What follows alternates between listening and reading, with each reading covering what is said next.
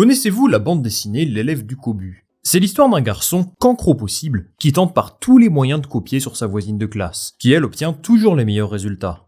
Cette œuvre comique me rappelle la relation qui existe entre Red Bull et son écurie sœur, AlphaTauri. Parce que oui, les deux équipes sont respectivement première et 10e du championnat cette saison. On ne peut évidemment pas faire pire écart. C'est tout de même surprenant quand on y pense. Depuis l'an dernier, Red Bull est la référence en Formule 1, l'écurie qui a le mieux compris ce qu'il fallait développer pour remporter le championnat.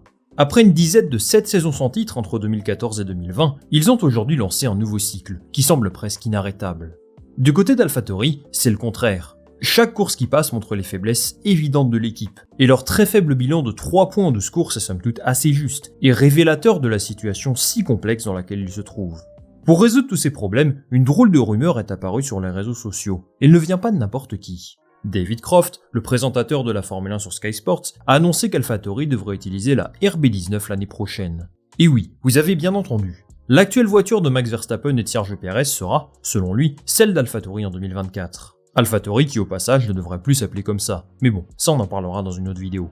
Vous avouerez que c'est quand même quelque chose d'assez déroutant. Une écurie totalement en galère cette saison pourrait se retrouver à jouer le haut de tableau l'an prochain. Et ça simplement parce que Red Bull leur filerait leur voiture, là, comme ça, sans que ça dérange personne. Il y a quelque chose de pas très net dans cette histoire. Alors est-ce une vraie possibilité pour AlphaTauri? Et est-ce que tout cela est bien légal? On va analyser tout ça ensemble dans cette vidéo. Le mois dernier, vous avez été près de 60% à regarder mes vidéos sans être abonné. Alors si vous souhaitez m'aider à faire décoller le projet et atteindre les 100 000 abonnés avant la fin de l'année, n'hésitez pas à appuyer sur le petit bouton s'abonner. On est parti. Avant de parler de l'arrivée de la RB19 chez AlphaTauri, il faut d'abord comprendre pourquoi l'AT04 est totalement aux fraises cette saison. Vous le savez sans doute, AlphaTauri est le successeur de Toro Rosso, écurie qui a elle-même pris la place de Minardi en Formule 1. Au contraire de son écurie mère Red Bull, la plupart de ses activités sont basées à Faenza, en Italie. Ils ont également quelques aérodynamiciens en Angleterre, puisqu'ils partagent notamment la soufflerie de Red Bull. Au départ, Toro Rosso était une écurie destinée aux jeunes pilotes. L'objectif était de faire monter les talents les plus prometteurs, pour leur permettre de s'aguerrir, de s'habituer aux joutes de la Formule 1. La promesse, c'est que s'ils étaient suffisamment bons, ils auraient une opportunité de briller dans l'écurie première sur le moyen terme.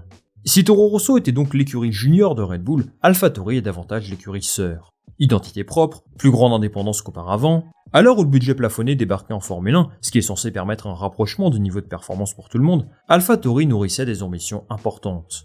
Et ça a très bien commencé. En 2020, Pierre Gasly remporte une victoire notamment, et en 2021, ils font 142 points, ce qui est énorme. Mais à partir de 2022, c'est la Bérésina.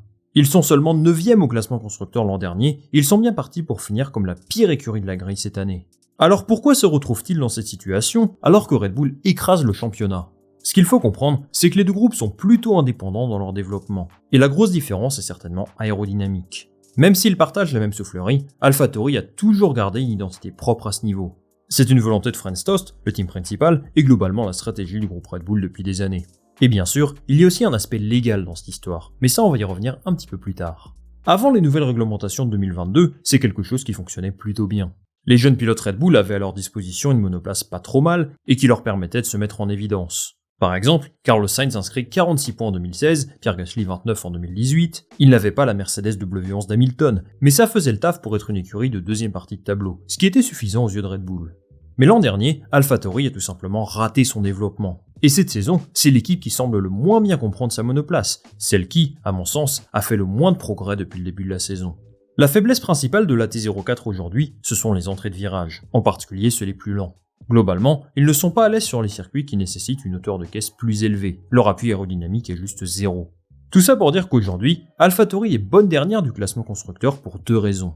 Un développement raté et un manque de moyens pour tenter de changer la direction prend leur saison. Pour tenter de faire évoluer leur destin, David Croft pense qu'AlphaTauri va rouler avec la RB19 l'an prochain. Concrètement, qu'est-ce que ça signifie? Lui de son côté indique que leur voiture sera quasiment identique à celle de Red Bull cette année. Donc en gros, ils vont leur livrer la voiture en Italie tranquillement et qu'ils pourront faire ce qu'ils veulent avec. Il nous rappelle, à juste titre, que c'est quelque chose qui a déjà été fait par le passé, lorsque Super Aguri roulait avec des vieilles monoplaces produites par Honda. Bon, aujourd'hui, ce n'est pas aussi simple que ça. À mon sens, c'est impossible que ces situations se produisent, pour des facteurs sportifs, économiques et légaux. D'abord, d'un point de vue légal, ce n'est pas quelque chose d'envisageable. Depuis 2010, les voitures clientes sont bannies en Formule 1. Par exemple, si Williams veut acheter la Mercedes de cette année, eh bien ce n'est pas autorisé par le règlement. Ensuite, chaque écurie doit être responsable de son propre développement aérodynamique. On ne peut pas échanger des données de simulation CFD par exemple, c'est strictement interdit par le règlement. Il va sans dire que si AlphaTauri venait à rouler avec la RB19, ils seraient en possession d'une voiture qu'ils n'ont jamais testée dans leur développement, donc ce n'est pas possible. Dans ce cas-là, on comprend bien qu'échanger des concepts aérodynamiques n'est pas quelque chose d'autorisé. C'est pour cette raison qu'AlphaTauri n'est jamais devenu un clone de Red Bull. Par contre, d'autres leviers peuvent permettre à AlphaTauri de s'inspirer de ce que fait Red Bull, et il faut dire qu'ils sont déjà partiellement mis en place. D'abord, la FIA autorise l'achat de pièces à une autre écurie de la grille. C'est quelque chose qui se fait depuis longtemps. Par exemple, Aston Martin fait son marché chez Mercedes, Alfa Romeo chez Ferrari, etc. Évidemment, on ne peut pas tout acheter. La FIA encadre ça assez sévèrement. On trouve 3 catégories qui nous intéressent. D'abord, les composants transférables, qui regroupent finalement énormément de choses. Ça peut être des éléments de l'embrayage, de la suspension avant, et bien d'autres. AlphaTauri ici a choisi d'acheter à Red Bull la boîte de vitesse, le système hydraulique et la suspension arrière. Ils pourraient acheter plus s'ils le souhaitaient, mais ils ont choisi de produire le reste par eux-mêmes. D'une part parce que c'est sans doute plus avantageux d'un point de vue budgétaire, mais aussi parce qu'ils ont jugé que les autres éléments ne s'intégreraient pas bien à leur concept aérodynamique. Il faut aussi ajouter que ce qu'utilise AlphaTauri cette saison sont en fait des composants de 2022, puisque c'est ce que prévoit leur accord avec Red Bull. Ça c'est une vraie faiblesse. À titre de comparaison, Haas a accès aux mêmes pièces que Ferrari par exemple. Ensuite, il y a ce qu'on appelle des composants open source, c'est-à-dire des éléments de la voiture dont le design et la propriété intellectuelle sont accessibles à toutes les écuries de la grille. Ça peut être par exemple le système de carburant ou certains éléments sur l'avant du plancher. Donc ça, AlphaTauri peut librement copier ce que font ses concurrents, dont Red Bull bien sûr. Enfin, et c'est peut-être la plus grosse contrainte pour AlphaTauri, il existe une dernière catégorie qu'on peut traduire comme composants propres à l'équipe. La FIA définit ça comme, je cite, des composants dont la conception, la fabrication et la propriété intellectuelle sont détenus et contrôlés par un seul concurrent. En clair, une équipe quelle qu'elle soit doit assurer la production d'un certain nombre de pièces par elle-même. Là-dedans, on retrouve par exemple la cellule de survie du pilote, mais surtout, et c'est le plus important, les composants aérodynamiques de la voiture. En gros, ils doivent assurer quasiment tout le développement aérodynamique d'eux-mêmes.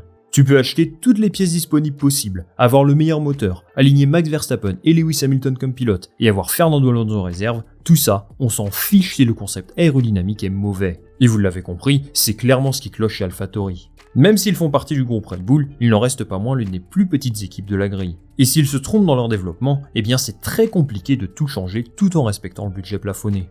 En conclusion, on peut être certain qu'AlphaTauri n'utilisera pas la RB19 l'an prochain. À moins qu'un point du règlement m'ait échappé, je ne vois pas comment une telle chose serait possible. Par contre, si cette saison 2023 sera sans doute à oublier, le futur n'est peut-être pas aussi gris que ce qu'on peut penser. D'abord, Fransos va s'en aller, lui qui est dans l'équipe depuis 1 million d'années. Ça, très sincèrement, je ne sais pas si c'est une bonne nouvelle, mais ça montre qu'il y a un nouveau cycle qui se lance. À sa place, c'est le duo Peter Bayer-Laurent Mekies qui va prendre la relève. Au-delà du management, il y a pas mal de choses qui se passent en coulisses.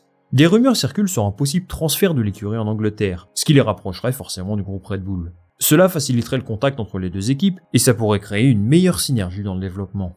Ensuite, ils ont fait savoir qu'ils vont acheter davantage de pièces à Red Bull à l'avenir. Je pense que ça signifie qu'ils vont tenter, à leur échelle, de mettre en place un concept similaire à la RB19.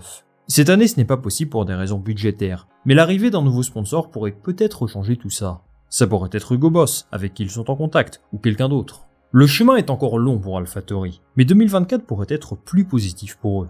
Ils travaillent déjà sur la saison prochaine, sans aucun doute, et leur changement de nom sera l'occasion de clore le chapitre AlphaTauri, de tourner la page, pour lancer une nouvelle aventure qui, je l'espère, sera plus joyeuse que cette dernière saison. Merci d'être resté jusqu'au bout de cette vidéo les amis. Dites-moi en commentaire si vous pensez qu'AlphaTauri parviendra à se relever la saison prochaine, peut-être en copiant le concept de la Red Bull. Moi je lirai tout ça avec attention. Si vous souhaitez me soutenir, je vous invite comme d'habitude à liker cette vidéo, à la partager autour de vous et bien sûr à vous abonner. Ça me soutient un maximum pour vous proposer toujours plus de contenu. On va se retrouver très vite pour une nouvelle vidéo. Salut, à la prochaine.